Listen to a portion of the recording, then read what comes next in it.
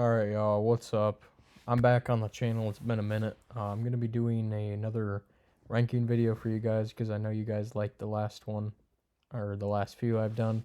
So today we're going to be ranking friends and kind of general relationships that you can have, typically tailored towards a guy, and that's trying to improve himself. And yeah, let's get into it. So we have our ranks. We have amazing, great, mid, bad, and stay away. So first of all, starting off, we got part-time friend. So these are the types of people that will uh, come and go from your life, and they'll only enter your life when stuff is convenient, or they need something from you, or they see that you're making progress. So they'll always be there, or they always want something from you. I'm gonna put this probably in bad. I mean, this is pretty terrible. I mean, this just shows that they aren't your friend and that they just want something from you all the time, which is a terrible, terrible, uh, quote to have or characteristic to have as a person. And especially when you're trying to level yourself up, you want to surround yourself with people who, um, actually care about you and are supportive, and not part-time friends. Part-time friends just want to be there for you when it's convenient, and don't really care about you in the long run. So this is terrible. I should put this in stay away, but there's definitely worse things on this list. Uh so next we have girlfriends. So this can go hand in hand. I'm gonna put this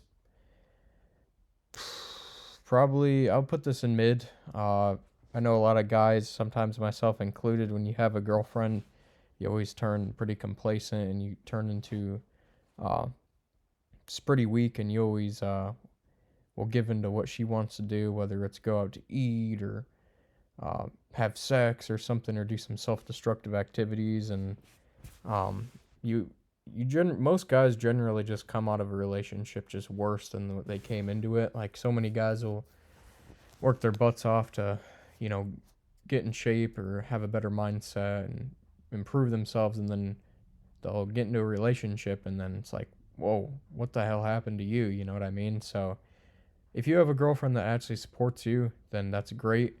You have to have a balance with that. Not everyone has that, and a lot of guys kind of get bitched around by their girlfriends, and that's kind of when you start to uh, lose progress. And yeah, so it's definitely can go both ways, but yeah, this goes hand in hand with like wives as well, so not just girlfriends. But so parents, uh, parents probably, I would say probably great, because most parents, I feel like, do want what's best for their kid.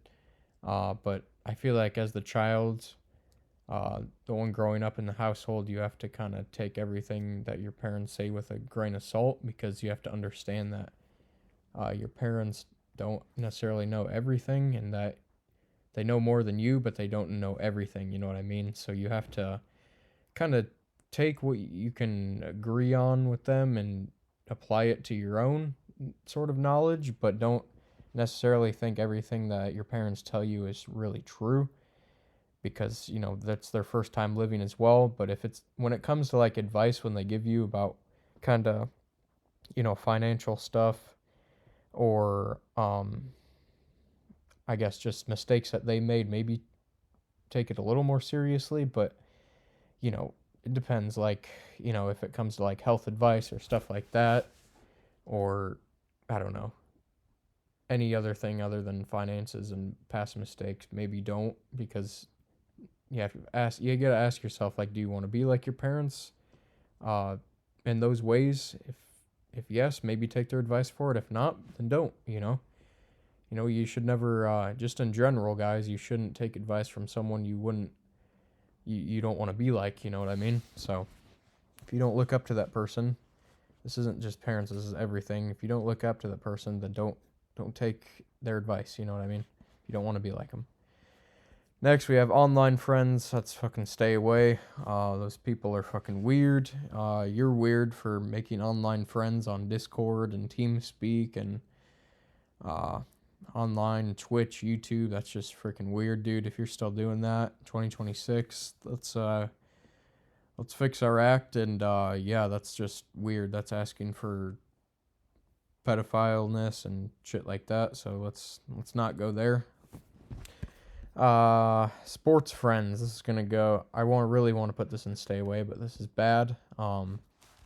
Sports friends. All they do is just add stupid ass drama. There's been so many cases in my life where I've been with a friend who knows a friend that only talks to him about sports, and we'll be going on a walk. I'll be going on a walk with my friend or doing something with my friend, and then they'll run into my friend and start talking about sports, and oh my gosh, they just won't shut the up about it because they're just like just cocksucking these millionaires that don't even know that they exist. It's like, shut the fuck up. And half the time, the people that are obsessing over these sports are like not in shape and just chopped. I mean, I hate to say it, but it's like, you got work to do. Stop worrying about some fucking sports team.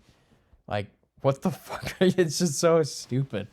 That's literally so fucking stupid. Like, what the fuck are you doing? You're worrying about sports when you're fat, you're chopped. Oh my god. Oh my gosh, I'll stop. But you know what? Fuck that. I'm putting that in stay away. It's bad. Siblings. Siblings are probably gonna have to go probably in mid as well, because it could go both ways. You know, if you do look up to your sibling in some ways, then maybe definitely take their advice, but in other ways, don't. It's kind of like girlfriends. Sometimes they can really be a good influence on you, and sometimes they can't. I mean, it kind of is what it is. It kind of goes hand in hand because it can go both ways. But yeah, best friends, these got to be absolutely amazing. Like, when I say best friends, I mean someone who's actually there to support you and wants to be there and would do anything for you. I have maybe one of those, maybe two, and I mean, those people in my life are just amazing. You know, I can always count on them to be there to do something, to not just bail out on me last minute. Uh, and you have to have, I really hope everyone has at least that one friend in their life that they can just call or talk to anytime during the day, or just about anything that they can just, just breathe and be yourself around, you know what I mean? But that person also needs to be, on a self-improvement journey, because they're going to you want what's best for them, and they want what's best for you, You kind of have to have the synergy blend that works for both of you guys. You can't just say that you're their best friend because they always want what's right for you, what's more convenient, or what's the easiest route, because, that's not what you do. If you're a real friend, you push your friends to be even better, you know what I mean? And you almost simultaneously compete against each other, but that's a good thing. Okay, next we have bar friends. This is stay away. First of all, you shouldn't be going to the bar. It's extremely estrogenic, low test, soy boy. Why would you ever go to the bar? Making friends, I guarantee the only things that those people your friends at the bar are talking about are their ex-wife, their kids, how much they hate their job, how fat they are, probably talking about lustful things about other women and shit like that, and what they're gonna do over the weekend on their vacation. It's like just stupid ass small talk that isn't even important. So stay away from bar friends unless you want to be piece of shit. Coworkers,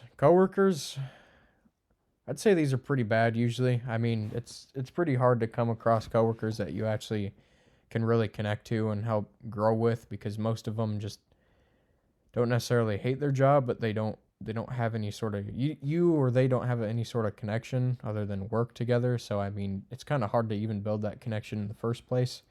I mean, I do know of some people that do get along with their coworkers and can even meet them on personal levels, which is a great thing. But I'd say as a baseline, they're just not great for like self-improvement and stuff like that. But yeah. High school friends, I'm probably going to put this in bad, just because, I mean, after high school, you never ever hear from people. I mean, I know of some kids for my grade, there's a whole spectrum. I have people that are just like me, who are single, working. And then I know there's people that have kids that live on the other side of the country. And it's like, what the hell? Like, you can't even, you don't even know any of these people anymore, because they're completely unrecognizable, not physically, mentally, and even in just what their lives look like and stuff. And it's like, you don't even know them. So how can you even like, how can they be a friend to you? You know what I mean? Your neighbors. I don't know. This one is kind of weird. I don't really know why I threw it on here, but I put it in mid too because it's like, you know, if you have good neighbors, if they're always talking your ear off about some BS, or if they have dogs that won't ever shut the hell up, it's like, that's just kind of annoying. But if you have neighbors who just don't talk to you, then that's just the best way to go about it, and they're not annoying. So, yeah. Gym friends. Oh, shit. Gym friends, we have to go with amazing. Because, I mean, those are the types of people that you want to be like and be around. Not all of them. I mean, the ones you obviously get to pick to be friends with. But, like, you know, if you have those people in your life that you only see at the gym, like, those people are usually pretty dang good people. You know what I mean? Like, they have good work ethic and you respect them and they respect you. And it's like you have that connection because you both share something that you really enjoy, which is obviously going to the gym. So they're definitely there to motivate you, you know, maybe not outside of the gym, but when you're in the gym, they're always there to kind of talk and stuff like that. And it's always good to catch up with those types of people, you know. So definitely amazing. So lastly, we have college friends. These are probably I'll put these in mid, I guess. I mean, you know, most college friends are going to want you to go out with them to drink, party, smoke weed, do a bunch of bullshit, hook up with girls, two-man, all this bullshit, self-destructive stuff. But I mean, you know, if you actually have decent friends in college that have like likewise morals, or even if they are doing that bullshit and you know, they help you with exams and stuff like that, and you know, maybe after you guys both graduate, you guys can come together and be even better friends, maybe go to the gym together, even in college, go to the gym together. But I don't know, it goes hand in hand because you have two sides of college friends, one that's just kind of a loser and the other that maybe, you know, stays away from the crowd and kind of is on a self-improvement journey as well. So you kind of, you know, it goes hand in hand just kind of with everything in the mid category. But yeah, guys, that's the list for today. If you have any comments, concerns, questions about anything on this list, this is kind of my opinion, obviously, so you are bound to, you know, agree, disagree with any of this stuff. But appreciate you guys taking the time to watch this video, and we'll see you in the next one. Bye.